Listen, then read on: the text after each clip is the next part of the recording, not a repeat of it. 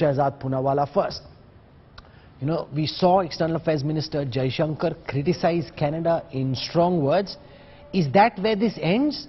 Just talk and criticism, or does your government, Shehzad, have a plan on dealing with the kind of mindlessness that Canada seems to be okay with? They're promoting terrorism and terrorists.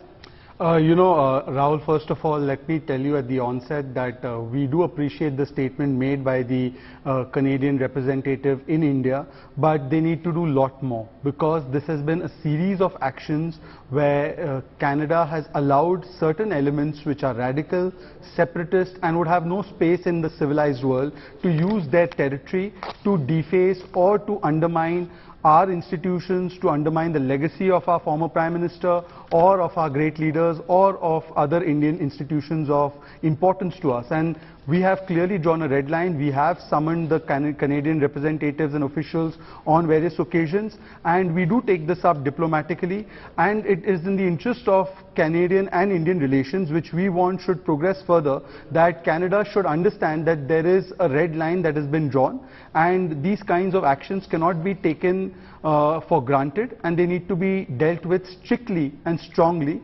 A mere apology will not do. Real action needs to be seen to be taken on the ground, and we would like to go a step further and understand that why is it that this kind of action is being allowed in the first place? What is the reason behind this? Is it the vote bank politics that they are catering to? So I think the red lines have been drawn. Now it is for Canada and entirely for Canada to decide how they want to proceed further in the interest of our relationships. No, but there is a lot of hypocrisy at play. I've pulled out some instances of the same government of Justin Trudeau using emergency powers to clamp down on other protesters. And I'll take you through some of the causes that they were protesting against. For example, in February 2022, the Freedom Convoy protest, Justin Trudeau used emergency powers at that time, which are rarely used apparently in Canada. This is, where border crossings with the United States were shut, and there was a paralysis because of protests. So they just cut off protester funding, took extreme steps to reinforce provincial local law with the help of the local police. Then when anti-vaccine protesters were protesting, Trudeau wanted to freeze their bank accounts. This is 15 February 2022. He again invoked the Emergency Act to crack down on anti-vaccine mandate protesters. Remember, they're not terrorists, they're just anti-vaccine. They don't want the vaccine. He wants to use emergency powers against them. Then there are protests at the hospital. So Justin Trudeau said he wanted to ban people protesting against outside hospitals. Then there's a gas line protest. This is from 2020. I'm just using recent examples. There the police in Canada removed Indigenous activists from a railway line in Ontario, where there was a 2-week protest on against a natural gas pipeline, and Trudeau said this is being funded by my opponents, and therefore he acted against them. Now this appears, Terry Mileski, to be very hypocritical. If there is a protest that Trudeau doesn't like, his government, and I've cited some examples, is willing to use emergency powers against those protesters. And if terrorists are being celebrated, Indira Gandhi's assassins are being glorified, Justin Trudeau is totally okay with it, only because he's got a Khalistani party supporting his government. Well, he does.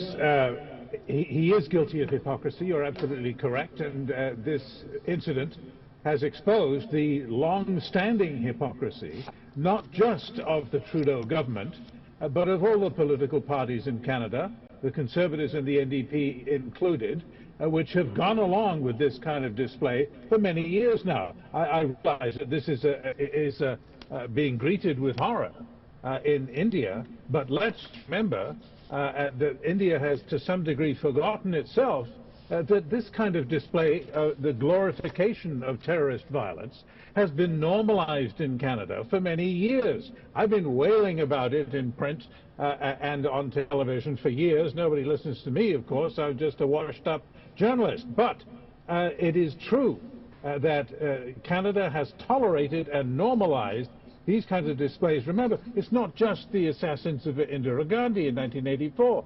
It even extends to the glorification as a great hero of the Sikh people to the Air India bomber, the Kanishka bomber, Talvinder Singh Parmar, who massacred 331 completely innocent civilians who had nothing to do with the struggle for Khalistan in 1985 in the bombing of Air India Flight 182. He is glorified on the exterior walls of a very important Gurdwara in Surrey, British Columbia, with a glamorous picture of him posing with a ceremonial sword, as though he's a model for Sikh youth and a hero of the Sikh people. This has been going on for years, and I may say that Indian politicians have, to some extent, with great respect, missed the point.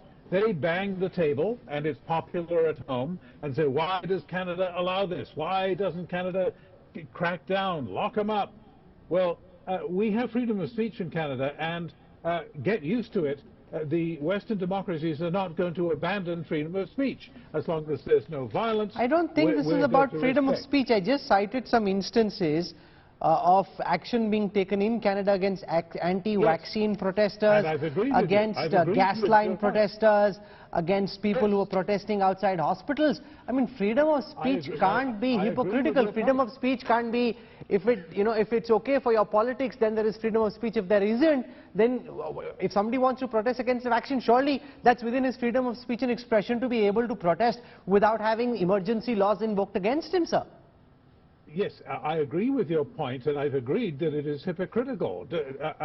You're not going to outflank me in terms of the horror and the disgust that I feel at these grotesque displays of what is in fact the glorification of violence. I would go further, and I would say that the statement by the Canadian High Commissioner in India, Karen McKay, is very nice, but it's insufficient. He says, and pay attention to the grammar here, it's important, he says there is no place in Canada for the glorification of violence. Well, what he means, of course, is that there should be no place, but actually there is a place. And that's the problem. There is a place because the politicians tolerate it. If you want to make the point, and I just did, that Canada has freedom of speech and will continue to defend freedom of speech, you also have to wonder, what about the freedom of speech of the politicians in Canada who are perfectly free to denounce this kind of behavior, but who don't use that freedom? That's the problem here. That's why I say that Indian politicians have, to a large measure, missed the point over the years by complaining we should just lock them up. We don't have laws against freedom of speech that we can lock up people for saying things we don't like, even if they're appalling things. But we do have laws against violence. Now, the reason I'm making this point about freedom of speech is that the Canadian politicians have it too, but don't use it. They don't step up. If you look through, what's been said on Twitter in the wake of this appalling display in Brampton, celebrating the murder of an elected Prime Minister of the world's largest democracy. It's an absolute disgrace to Canada that this happened. But why does it happen? It happens because the politicians never say anything about it. They don't complain about it. They're afraid of losing votes. They all want the votes, and it's not just the Trudeau government. It's also the Conservative Party, and it's certainly the NDP party under Jagmeet Singh, who tweeted just the other day that 1984 was all about the Indian state massacred worshippers. He's referring to the Blue Star operation in 1984 in Amritsar at the Golden Temple.